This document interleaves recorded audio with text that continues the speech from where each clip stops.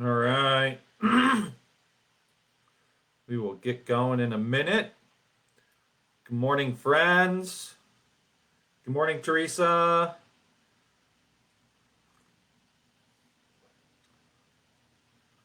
You having a good day? Good morning, Jill.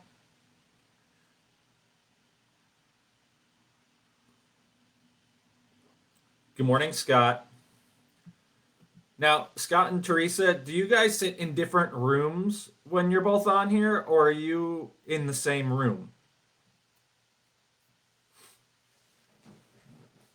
Hi, Mom.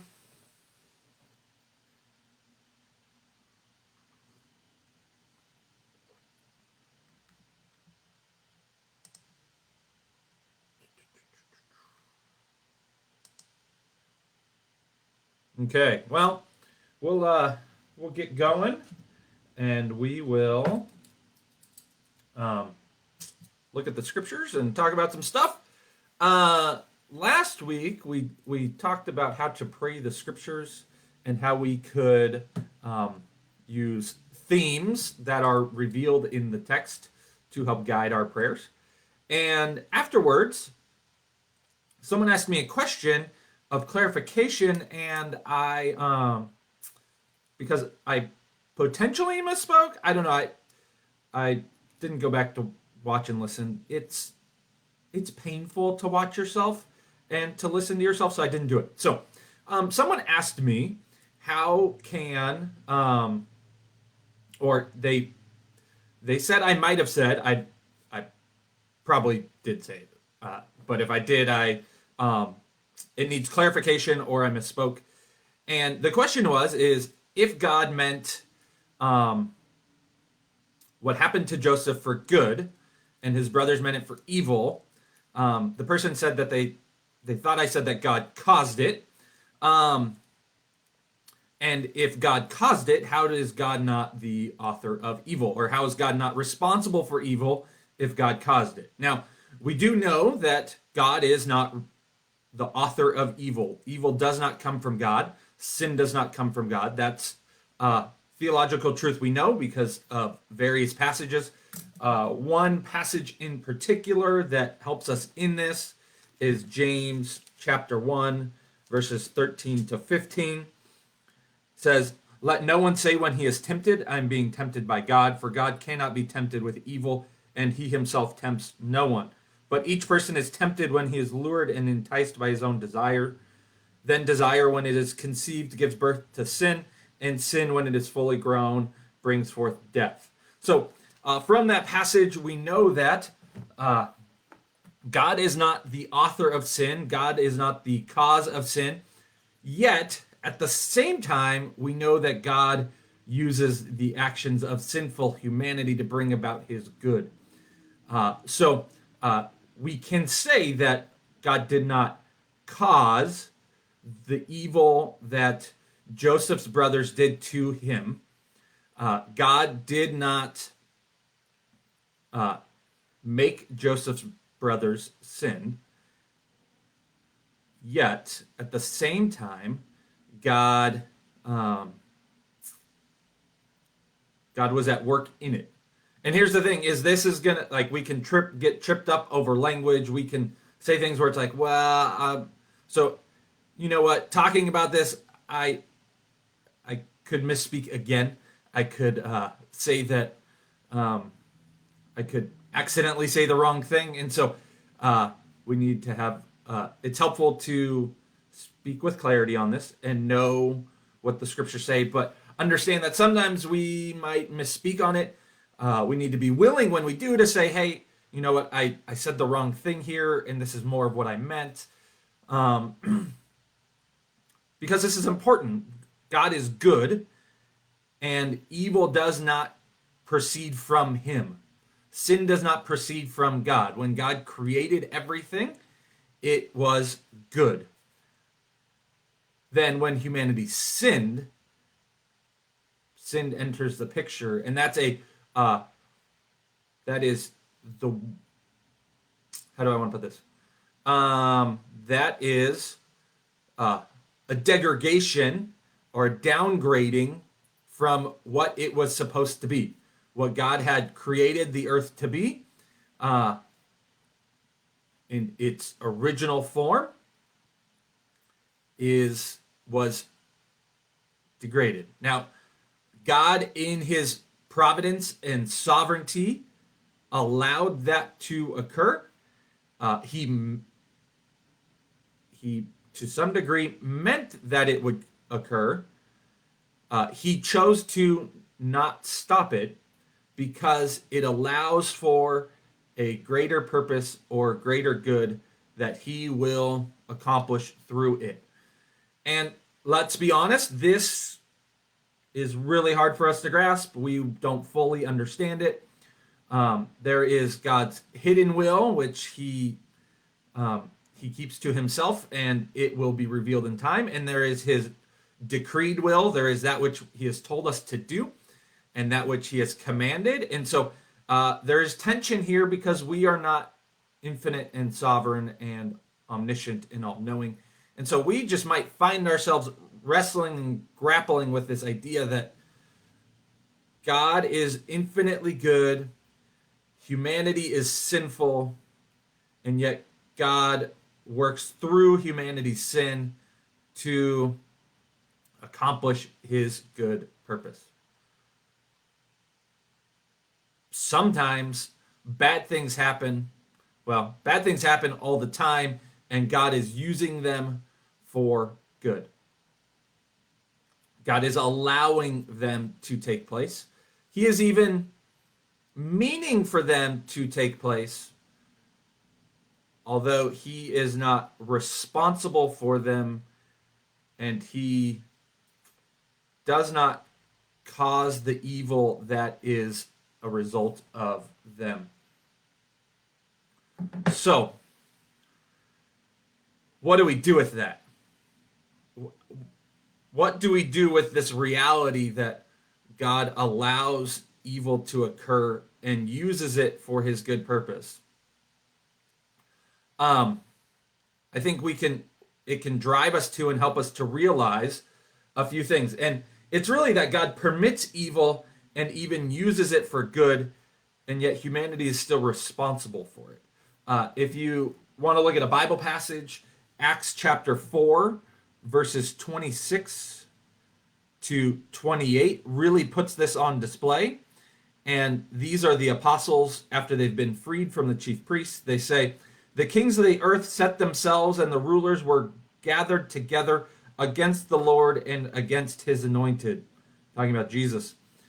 "For truly in this city there were gathered together against your holy servant Jesus, whom you anointed, both Herod and Pontius Pilate, along with the Gentiles and the peoples of Israel, to do whatever your hand and your plan had predestined to take place." So they are responsible for the evil that they commit against Jesus. And yet, the evil that they committed against Jesus was God's plan. God's plan was for Joseph to go down to Egypt, and God used the evil of his brothers to accomplish that plan.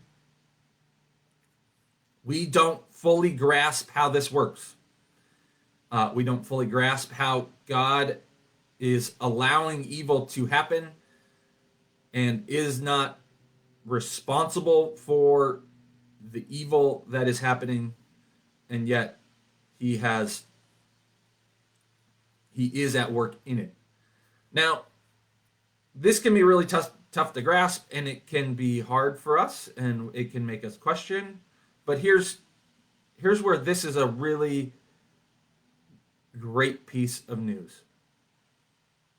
It's that God is ultimately in control, and he is ultimately going to use whatever evil that has occurred or is occurring or will occur for good. The illustration that this is not me, I did not come up with this, but an illustration I think is really good is when you take your kids to get a shot at the doctor, and you know full well what they're going to experience. You know the pain that it's going to cause them. And yet for their good, you allow it to happen. You've even taken them to the doctor. You are the one who has driven them, put them in the car and say, we're going to the doctor. You're going to get a lollipop afterwards. You know what the doctor is going to do, and you know what pain it will cause in that moment, and yet you use that for their good. And here's the thing. God does that with everything in our life. Our suffering only gains meaning if there is a sovereign God who is using it to bring about good. If there is not a sovereign God bringing about good out of suffering, then our suffering is for naught. Our suffering is meaningless. But because we know there is a sovereign God and that he uses all things for our good, for those who are called according to his purpose, we can rest in the midst of suffering and trust him. We can trust God in the midst of a pandemic and say, Jesus, I don't know what you're doing with this, but I trust that you're going to use it for good. I trust that you in some way, shape, or form will work out this negative thing to be a positive. And it really allows us to rest in and trust him. Doesn't make it easy to go through. It doesn't make it any less painful. But when you can see the light at the end of the tunnel, or maybe not the light at the end of the tunnel, but that you know that when all is said and done, it will be for your good. It helps you to endure the suffering you experience. Another passage that I think this speaks to this idea of trusting God, it's also in James, and it's James 1, 2-4. It says, "Count it all joy, my brothers, when you meet trials of various kinds, for you know that the testing of your faith produces steadfastness, and let steadfastness have its full effect, that you may be perfect and complete, lacking in nothing." The only way we can count suffering as joy is knowing that God is going to use it for our good. The trials and sufferings that we experience can only be good if God is going to use them. And we know from Romans 8:28 that he will use it for our good. So even in the midst of this pandemic, in the midst of cancer or death or frustrations, job loss, various trials and circumstances, persecution for our faith, we don't experience that here really in America, not on a grand scale. Maybe you have a coworker that will mock you or make fun of you, but in general, we don't experience the type of persecution that our brothers and sisters in other countries experience. But when we are mocked or made fun of for our faith, we know that those things are ultimately going to produce good. In the same way that taking really terrible cough medicine will produce good. The same way that a parent disciplining a child for something that is harmful to them is good. Think of a child who may grab the scissors multiple times and they're just not safe with them, and you ultimately have to use a form of discipline that will cause them pain. You're doing that for their good. And that's what God is doing in the midst of these things. He is using all these circumstances for our good. And so we can rest in what we're experiencing and trust his providence and his wisdom and his sovereignty. Because here's the thing, is if God is sovereign, like he reveals himself to be, like we see in the scriptures, then we don't have to worry about what we experience, because we know that it's coming from a good God who has allowed it for a good purpose. So when our tire goes flat on the way somewhere, we don't grumble. We say, okay, and we walk and we trust. So this week, that was what I wanted to address and talk about. I thought it would be good to kind of go back over that. It's a big question. It's something that we're not going to fully grasp. If you have any questions, put them in the chat. It's I don't know if I'll be able to answer them because let's be honest, way smarter guys than me have uh, not always had exactly the right words either. And so we might find ourselves in a situation where I might say, I'm not sure. And that's okay because there is a mystery within this of how this fully works. But God knows, and God is in control, and He has allowed these things to happen, and this is what He has revealed. So, if anyone has any questions, I would love to answer them. Yeah, I'm gonna drink my coffee in my fancy new Yeti mug. This was my Father's Day gift from the kids because Yetis. This is not a product plug, but Yetis are dishwasher safe, which is way better than any other coffee tumbler that I've found because all those require you hand wash them.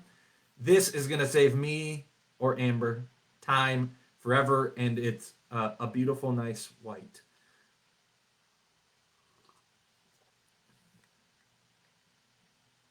Yes, Blair, things are crazy right now. Very, very crazy. All right. I think that's all I got.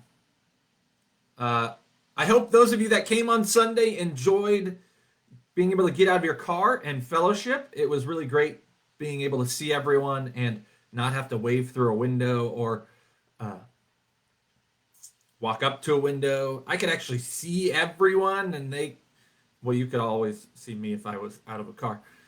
But that was fun. Hopefully, the weather will allow it this Sunday as well. It said like 40% chance of rain right now.